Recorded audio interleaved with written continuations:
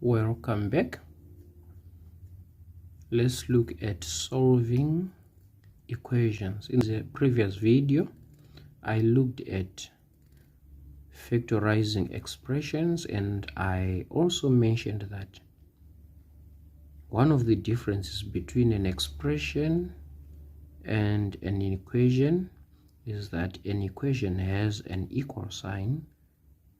It has a left-hand side and a right-hand side, but an expression, it does not have an equal sign. So we are now looking at equations. We want to solve these equations, and in solving these equations, we want to look for the value of x which makes this expression true. How do we do that? These procedures that we follow.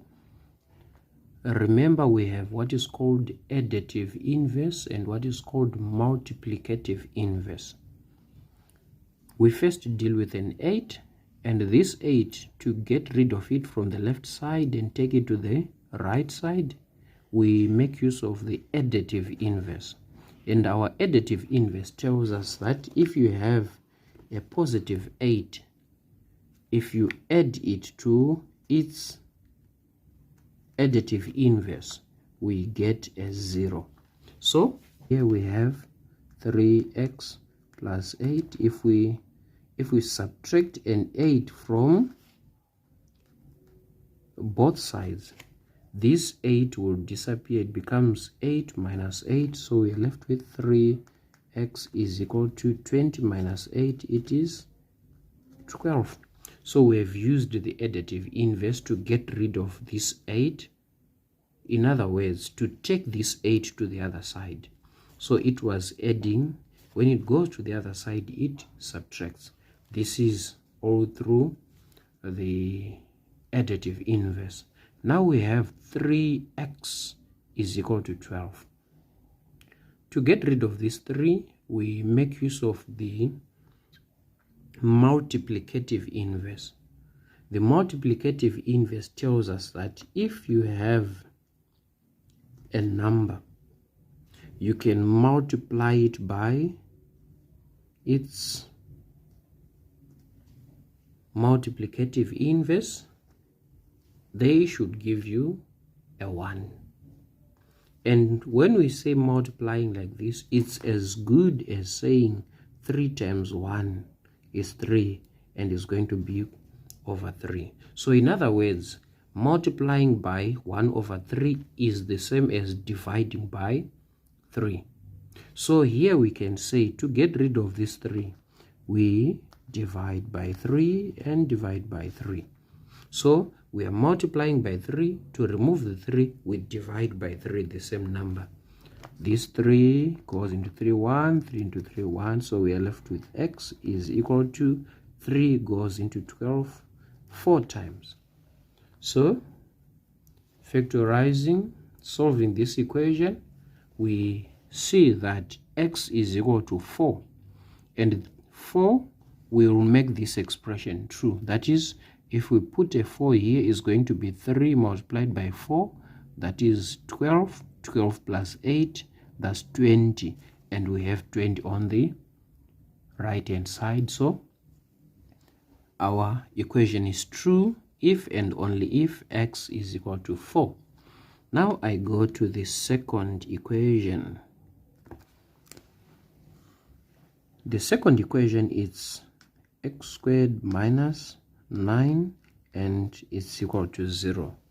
When we were factorizing expressions, we met one like this one, and we said it's called the difference of two squares. And to factorize this expression or this equation, it's x plus 3 and x minus 3, and this is equal to 0. And when we are dealing with equations, we should know that when we have a product like this one, it's either x plus 3 here is equal to 0 or x minus 3 is equal to 0. For this expression to be true, when you are multiplying two numbers, if the result is 0, it means one of the two is equal to 0. So we are saying if one of these two is equal to 0 for the product to be 0, it means either x plus 3 is equal to 0 or x minus 3 is equal to 0. If x plus 3 is equal to 0, x would be equal to, we take the 3 to the other side, it becomes negative 3. Or x is equal to 3 is negative here, when it goes to the other side it becomes positive. Sorry, is 3, it becomes positive 3. So we are saying x is equal to negative 3 or positive 3. In other words, we can say x is equal to plus or minus 3. That's how we solve this equation.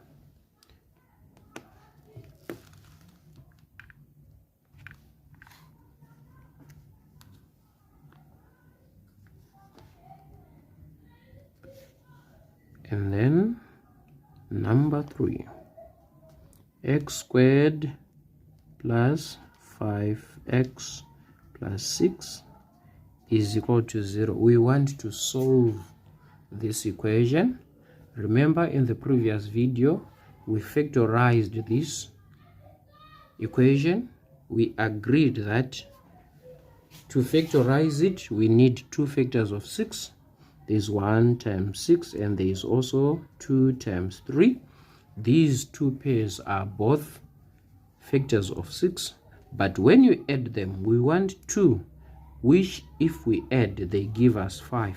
It is 2 and 3. And we went through the process of factorization, and the result we got was x plus 2 bracket x plus 3 is equal to 0.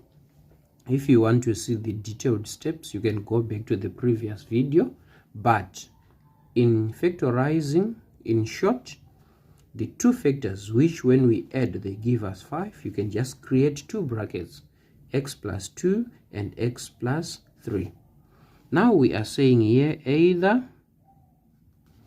x plus 2 is equal to 0 or x plus 3 is equal to 0. Now if x plus 2 is equal to 0, then our x is equal to 2 is positive. When it goes to the other side it becomes negative 2.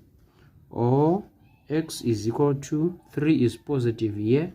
When it goes to the other side it becomes negative 3.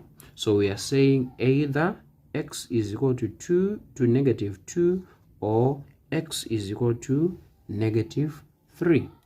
That's how we solve equations. And when we are solving equations, we are looking for the value of the given variable which makes the expression true.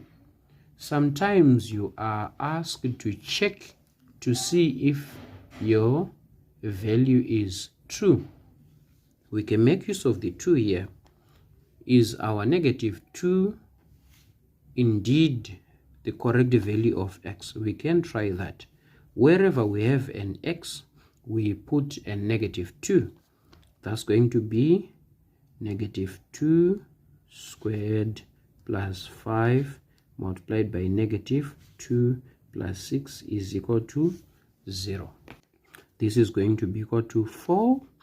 This is negative 10 plus 6 is equal to 0. A 4 and a 6, we have a negative 10. A 4 and a 6 will give us a positive 10. That's equal to 0. This and that is 0 is equal to 0.